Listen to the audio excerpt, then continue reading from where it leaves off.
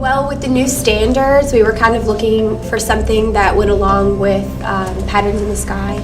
It's kind of an abstract thing to teach in the classroom, so we thought we could do something that was a little more real for them, that kind of brings it to life.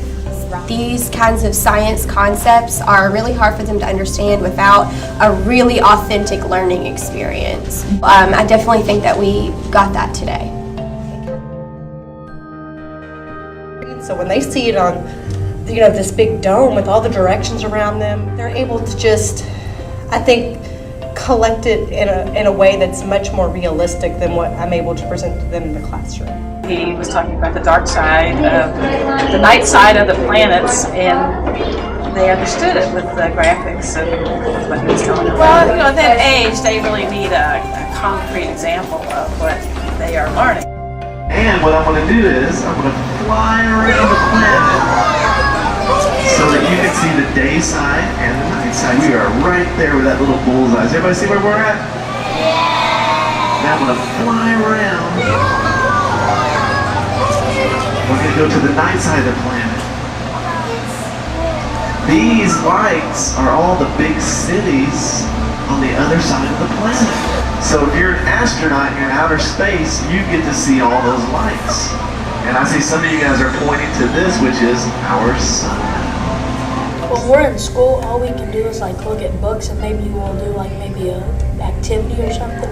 But here it's it's more fun because things are coming at you and it feels like you're actually moving.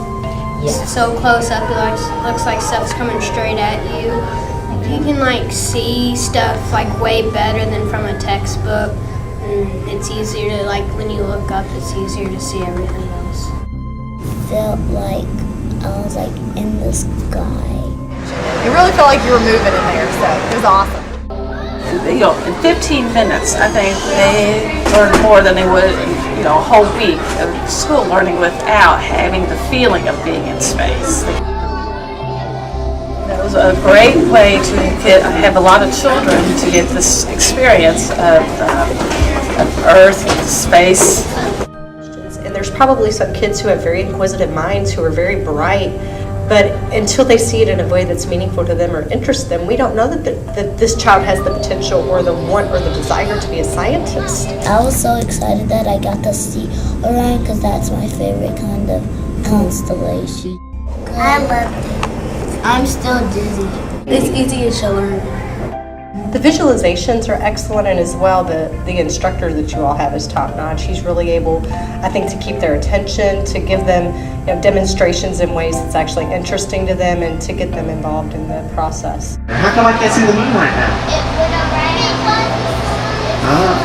Somebody's saying it there. Because we have to go to the day side of the moon. But just to see it in the way that it's presented on the film, I can't duplicate that in the classroom. We really do need people in the community who are willing to give them that experience.